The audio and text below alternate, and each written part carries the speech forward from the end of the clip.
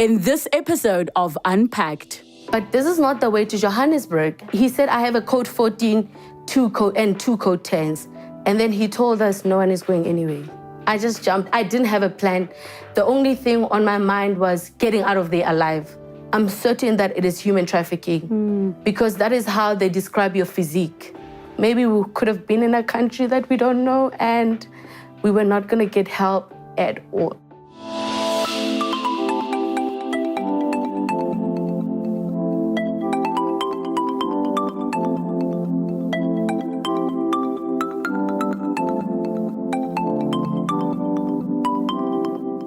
An attempted kidnapping for human trafficking. Today's guest is here to share her story. Let's unpack. It was during the school holidays of 2018 that Innocentia Moloi and her family headed to their hometown of Qwaqwa from Croydon in the east of Johannesburg. After a long wait for a taxi to start their journey, a vehicle eventually arrived and naturally they got into it. Little did they know that they had entered into a trap. This is Innocentia's story. Let's unpack. Innocentia, welcome to the show. Thank you so much for joining us. Thank you very much for having me. So at some point in your life, you were not living with your mother. What was the setup?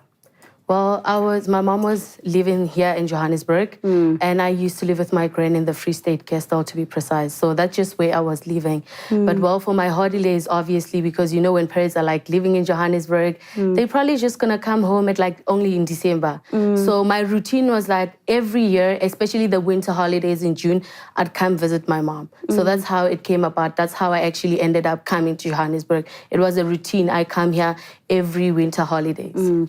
So in terms of the routine that you'd come here every holiday, who would you travel with? Because you were still young. How old were you at the time? I was 18 at the time. So normally where I was living, you just get a taxi in Qwaqwa and then you just come to Johannesburg. I already know that my mother is waiting for me there where the taxi drops me. That's just, everything was just the mode of transport basically were taxis, yeah. So who were you living with in Free State? I was living with my gran and my cousins.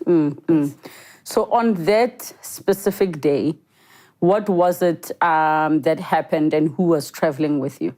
All right, so like I was saying, the usual way by we come visit here, that's what happened, came to visit my mom. Now, the situation with where she was living is there's no taxi rank there. So normally, because we get taxis going to the Free State, when we go back, we get them in Johannesburg. So for us to leave from where my mom stays to Johannesburg. Where was it that your mom was staying? My mom was staying in Isandavale. Okay. Yes. Okay. So that day, it was actually the last day before school. It was on a Sunday, like the normal routine. We left my mom's place and then we went to wait by the road for a taxi. And it was you and who? It was me, my mom, because she was taking us there to Johannesburg. Okay. And then my little sister and my cousin. And how old were how old was your cousin? Because your little sister was a year younger than you. Yes, my cousin was 3 years old. Okay. Yes. Okay, so what happened next? So what happened is we waited for a taxi. And actually, at that day, it was quite strange because normally taxis going to Johannesburg are just always there. But on the day, there was just a shortage of taxis. And sometimes we get a taxi, but we only short of 2 people. So we can't do overload. So we waited there and waited until we got this other taxi, which was empty. Now with the empty taxi as well, because the taxi looked legit, it had the sticker that all the taxis had, so we didn't have any suspicions about it. That's when we just got into the taxi. Now we get into this taxi, everything is extremely normal, but at some point when we are like on our way, it just stops. So before it stops, when you get into the taxi, was it just the 4 of you? Yes, it was only the 4 of us. And don't taxis usually wait to fill up, or it wasn't abnormal that he just continued? Well, with that case is the fact that where we were, they are passing, going to Johannesburg. So they are just taking us on the road and they're probably going to pick other people on the road as well. Yes. Of which, for our case, there was no one that we picked on the road. Yes. So now this taxi goes and all of a sudden it just makes a weird noise.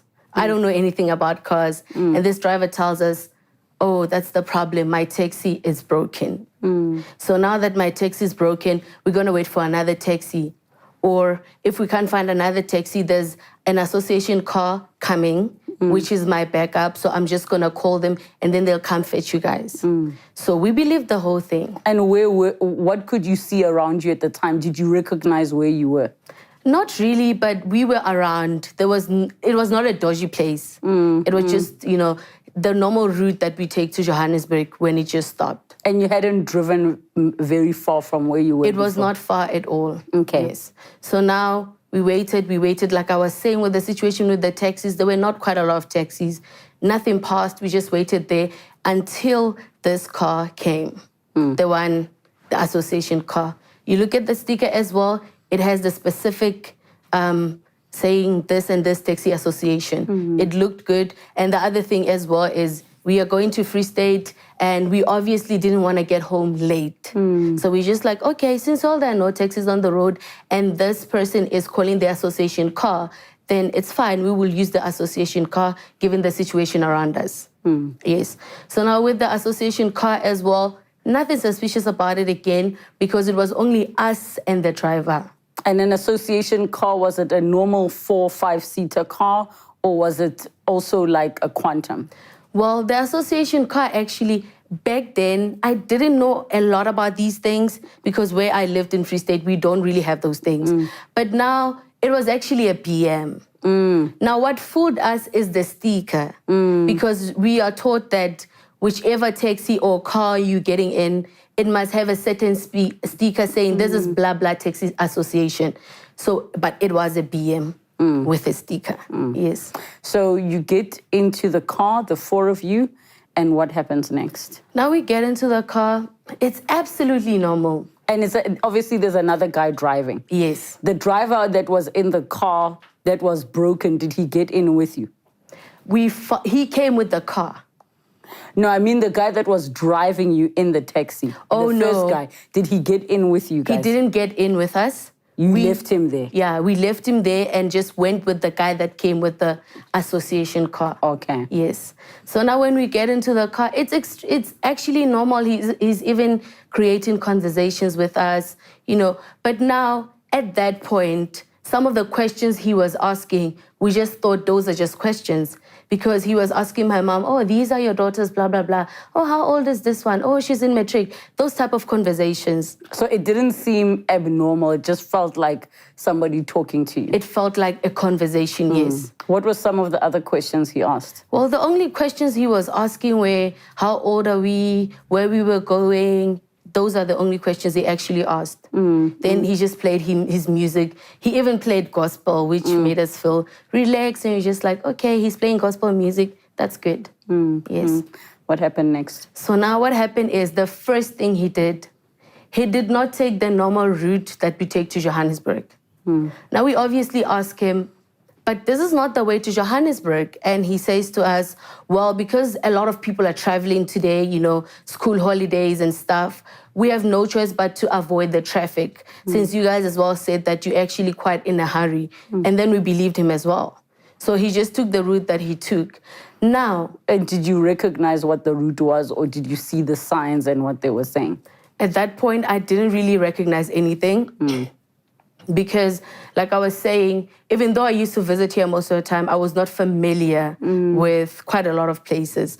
So for me, it was just like, okay, if he is avoiding traffic, then he is avoiding traffic. So we were just fine with it. Now, the thing that happened is that when we got to the highway, he asked for his cab. But then we didn't... From who? It was at the back where we were seated. It's like, can you please pass me my cab? Because of the sun and everything. That's what we thought the cab was about. And then we give him the cab, and then he's fine with it, still continues. Now, well, along the way, it was actually fine, but then until we noticed that this is no longer Johannesburg because the sign is saying Alberton. That's when my mother asked, but if you are taking us to Johannesburg, why is there an Alberton sign? And then he comes with another excuse as well that, no, there's a certain taxi rank as well that I'm going to take you guys to because, because of me avoiding the traffic, now it actually caused a lot of complications on the routes and everything.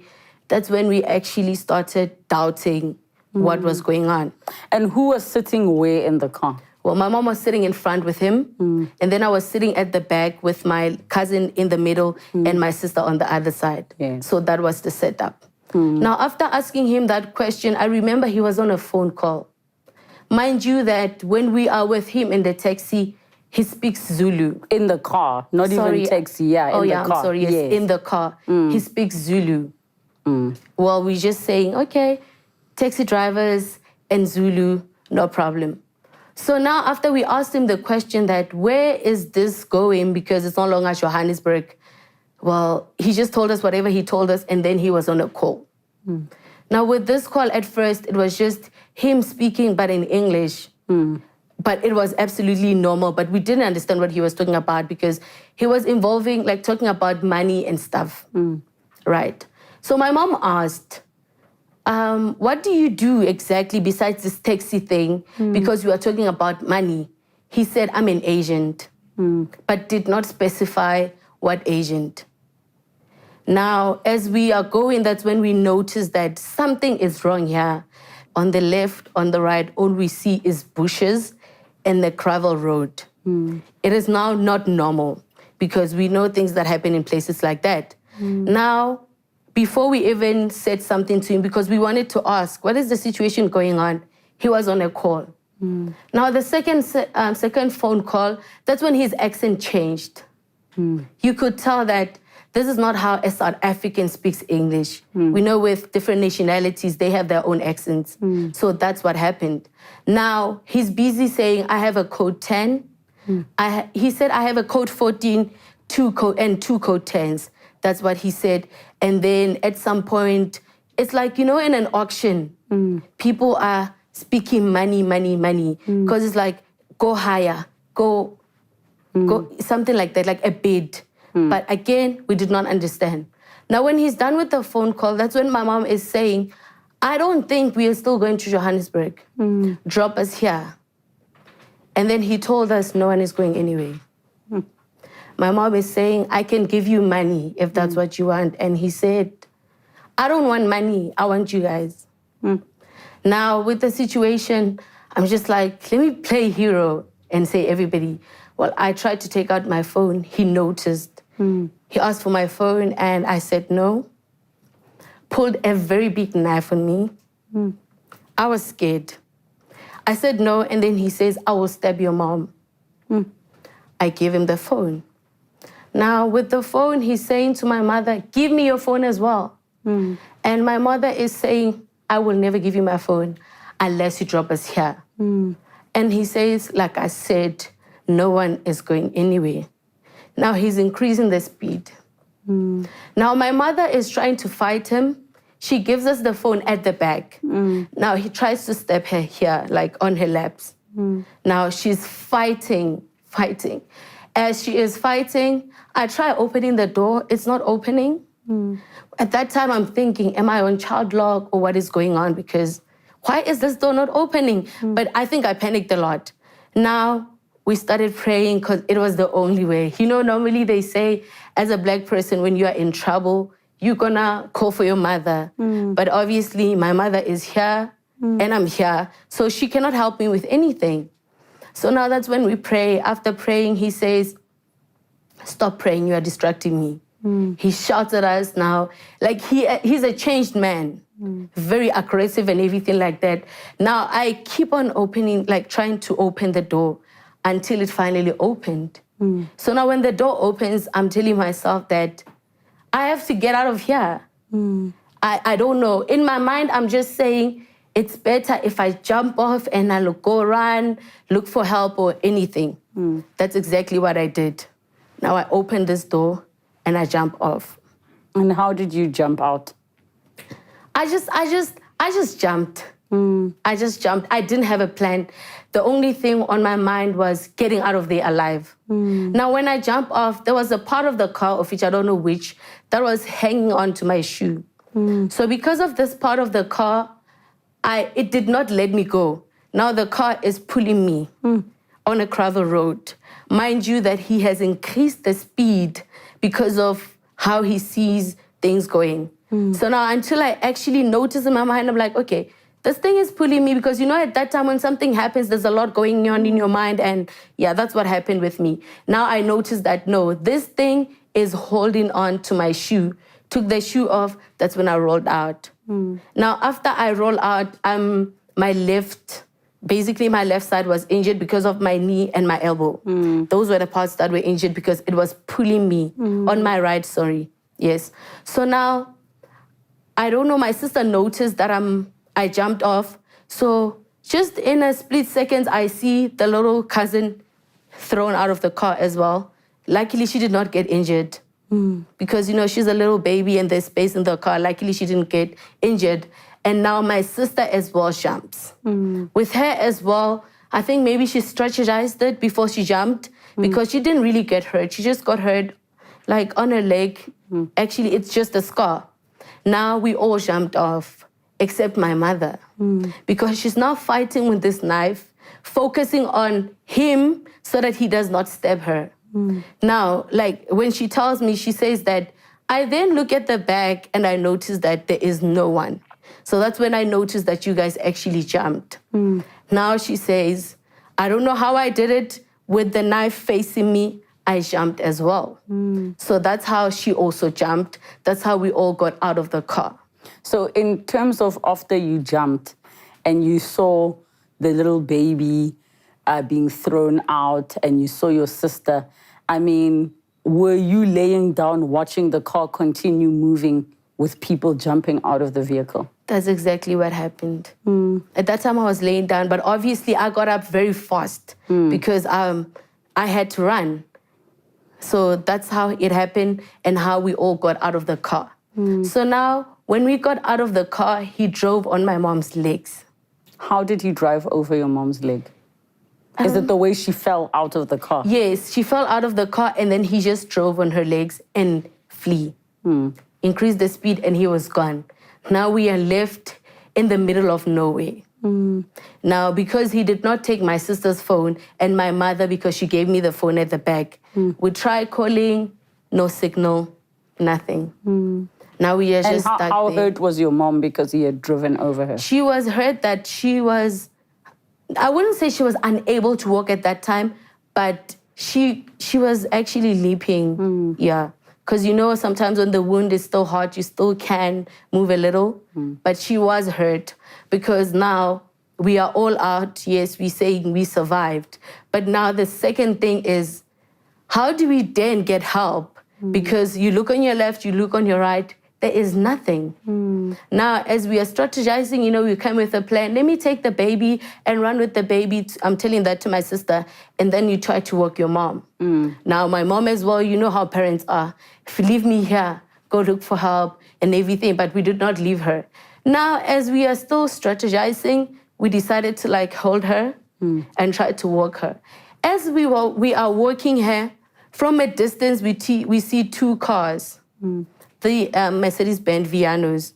I'm not really sure if it was two, but at that point, I could see two coming our way. So now we are saying to each other, there were no cars passing here.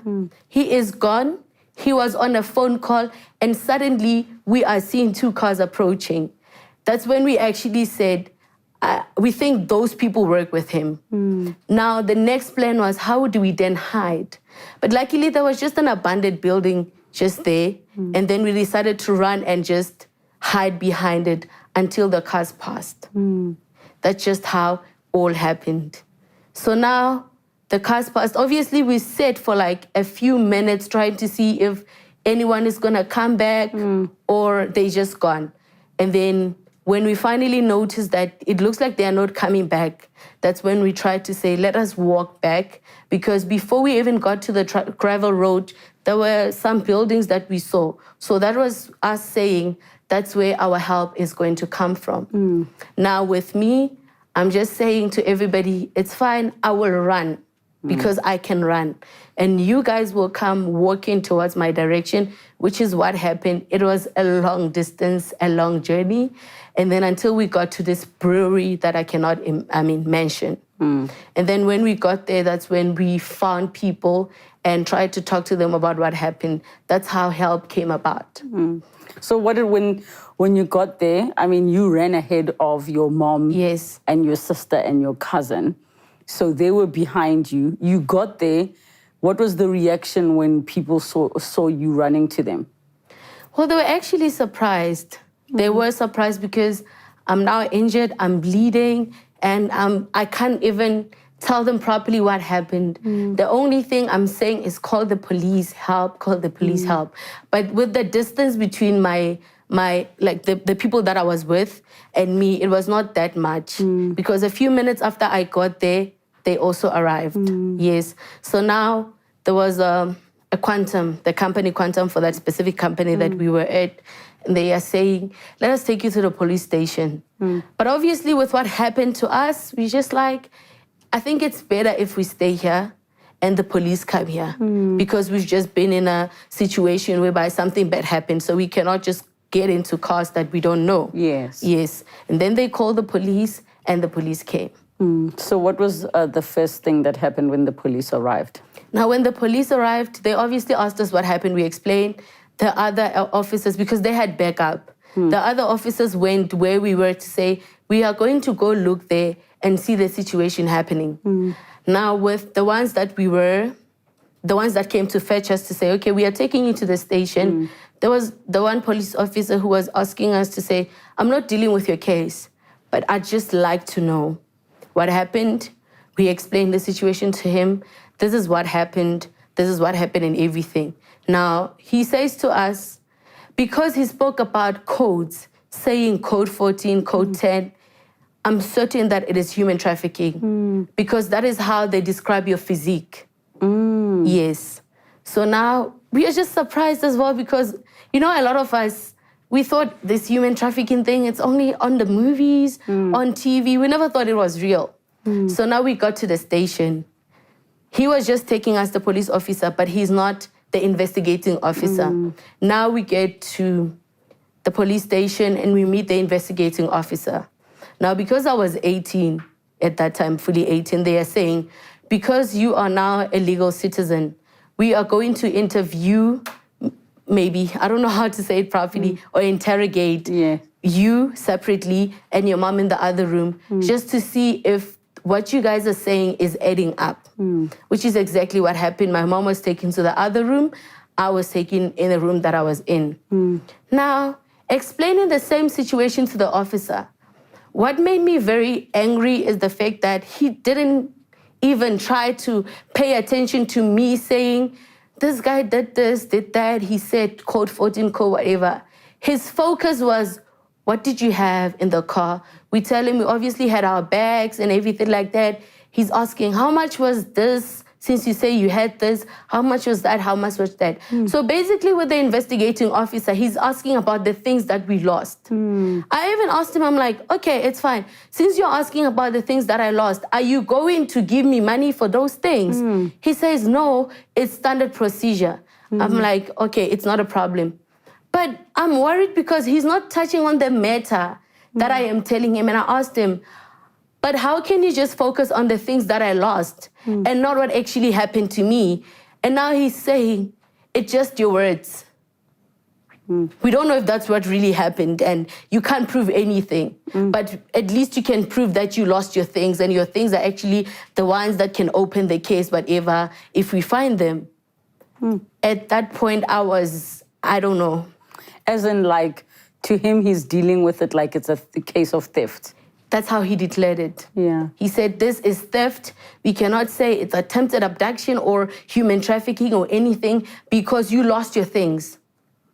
That's what he said. You lost your stuff and we shall investigate the matter. You lost your stuff. That's just how he ended it.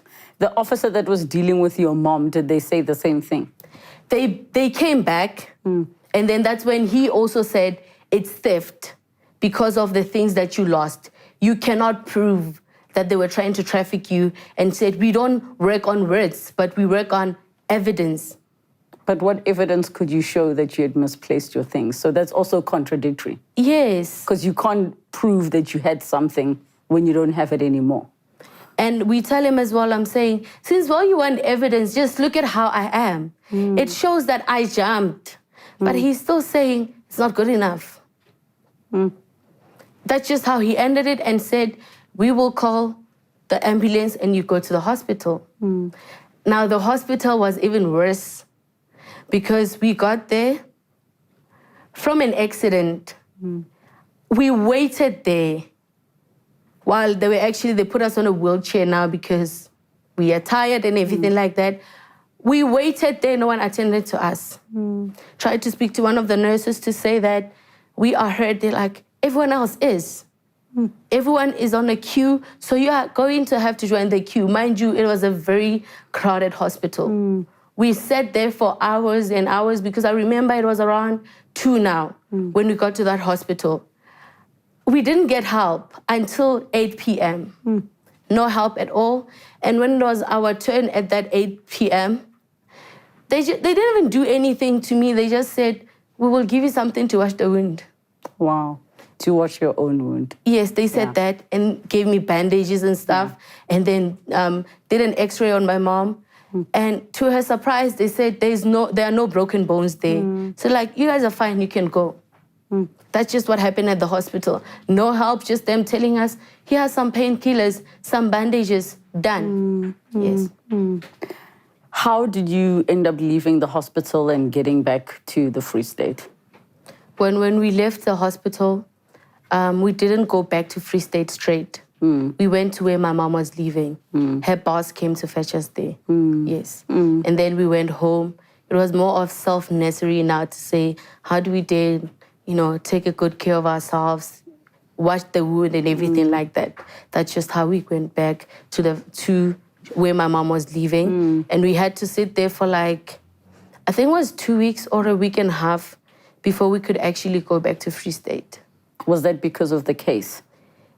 No, it was because we are wounded, because of doctor's orders. Yes. And with the case, they said they are going to call my mom to give her the case number and everything. They didn't call her. I think they took 4 or 5 days to call her back. And then they called her to say, this is your case number. Nothing. And then she asked, how is the investigation going on and everything like that. They said, we'll call you if there are new developments. But now there is absolutely nothing.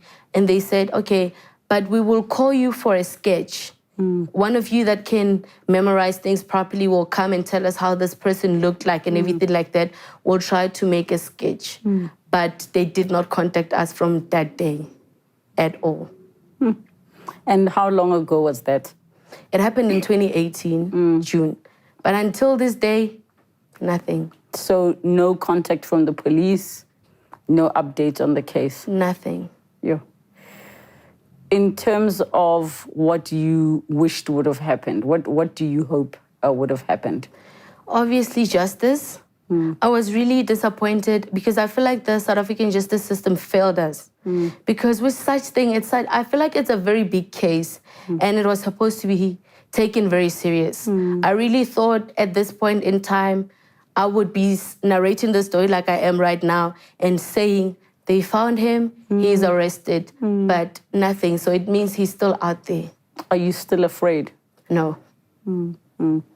How did you manage to overcome that trauma of what happened to you? Well, first of all, I didn't go to therapy. I really don't know. I think God helped me a lot because I dealt with it, really. And out of everyone my mom and others, it was me who was very vocal about it. I think that's what helped me because I was able to speak about it, but I was not really depressed over it. But at that point, obviously, that fear that what if? But as time went by, I became fine. Yeah. How has your mom been recovering and dealt with it? With her, she sometimes talks about it even now. But when she speaks about it, I think the most important thing with her is gratitude. Because she normally says, because of that, I'll never forget that there's God. That's just one thing she constantly tells us, that there is God. And that's just what I will always say. there is God, yeah. It's okay. Understand that it's still not easy, because the trauma also comes from what could have happened. Yeah, definitely. How's your little sister doing? She's fine, actually. We all are fine. Just that sometimes it makes me very emotional when I speak about it, because what I think about is what could have happened. Yeah. And what do you think could have happened? Because of what the officer is saying to us, I'm now thinking that maybe we could have been in a country that we don't know and we were not going to get help at all. That's just one thing that comes to my mind when I think about it, to say, I wonder where I could have been now should we have not survived. You can help yourself too. Thank you.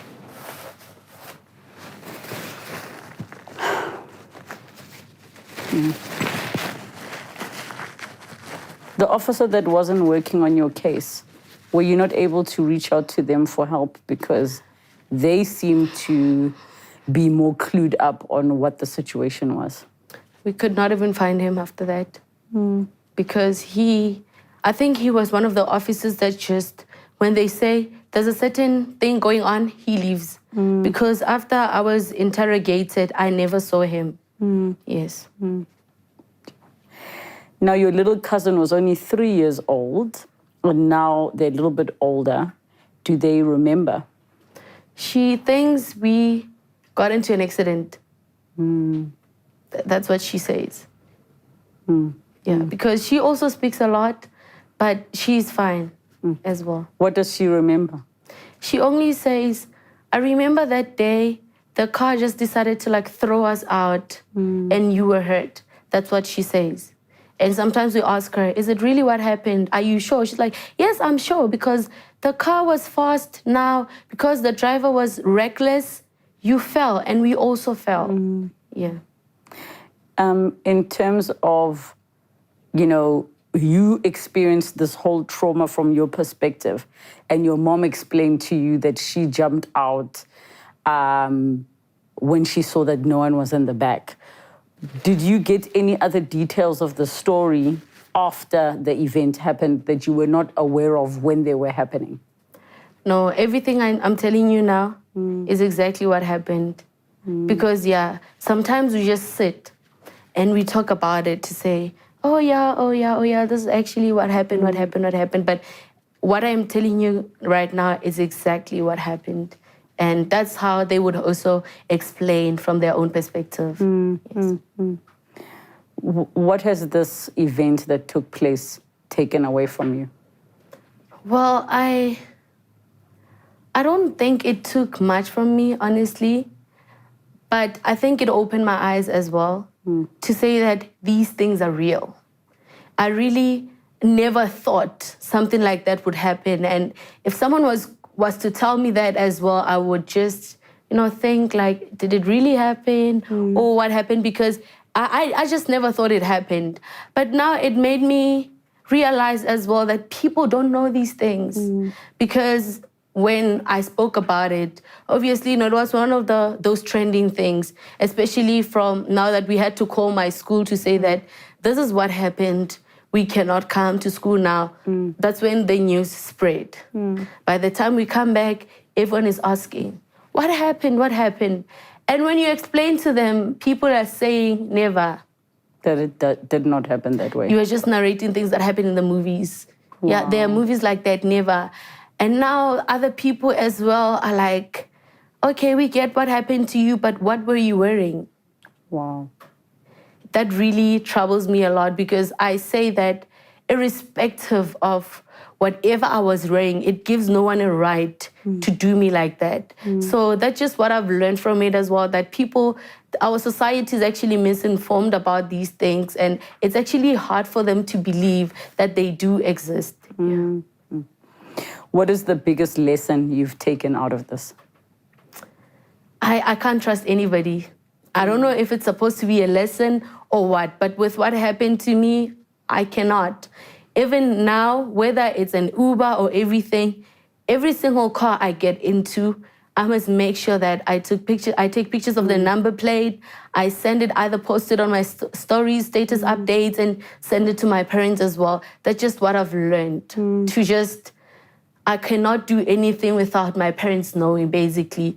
Whoever I'm going with, whichever car and everything, they must know. Yes. I think what you went through is so traumatic and scary. And I'm sure in moments it felt like it was going in slow motion, and in other moments it felt like it was happening so fast. I'm very, very sorry for what happened to you. And I wish you and the family all of the healing in the world. I hate that the SAPS did nothing. Basically, they did nothing. But on top of that, the statistics for trafficking, for abductions, will be completely inaccurate because they classify this under the wrong crime. This is not theft. Unless they're talking theft of human beings, but that's not what they did. So I'm very sorry that that happened to you. Thank you very much. Thank you so, so much for coming to share the story with us, to share with us what happened.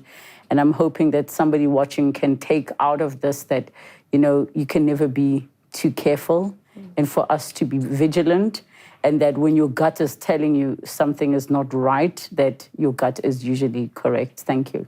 Thank you very much for having me. #Unpacked with Relebogile. These things really do happen in real life and not just in the movies. Please be safe out there and be careful. Thank you so much for watching. Have a good night. Next time on Unpacked, what did your son explain to you happened? Umntana namakasho uthi uthisha umfake ebhavini inamanzi eshisayo. Skin sakhe bese white, like from la, both legs from here to here. Mabemlethe endlini wahlala 2 full months engakhona uhamba. Umntana wami ngihambisa esikolweni, the next thing sayabuya kanje like ibuhlungu ngisosubuhlungu. Ukubona umntana wami kulesi simo.